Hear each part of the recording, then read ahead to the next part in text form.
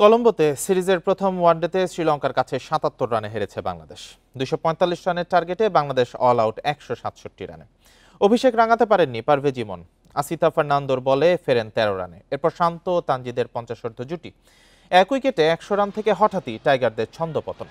হাসারাঙ্গার আঘাতে ছন্ন ছাড়া বাংলাদেশ। লিটন মিরাজ দুজনকেই শূন্যতে ফেরান এই লেগ স্পিনার। তানজিদও ফেরেন হাসারাঙ্গার বলে। মাত্র ৫ রানের মধ্যে মিডল অর্ডারের ৬ উইকেট হারায় বাংলাদেশ, যা ওয়ানডেতে লজ্জার রেকর্ড। এই বিপর্যয় সামলে জাকের আলী চেষ্টা করেছেন, কিন্তু লাভ হয়নি। শেষ ব্যাটার হিসেবে 50 করে আউট হন জাকের। এর আগে টস জিতে ব্যাটিংয়ে নেমে শুরুটা ভালো হয়নি শ্রীলঙ্কার। ২৯ রানে ৩ উইকেট হারিয়ে বিপাকে পড়ে লঙ্কানরা। সেখান থেকে সেঞ্চুরি হাঁকিয়েছেন অধিনায়ক চারিথা সালাঙ্কা। এতে লড়াইয়ের পুঁজি পায় শ্রীলঙ্কা। ইনজুরি থেকে ফিরেই ৪ উইকেট নেন তাসকিন।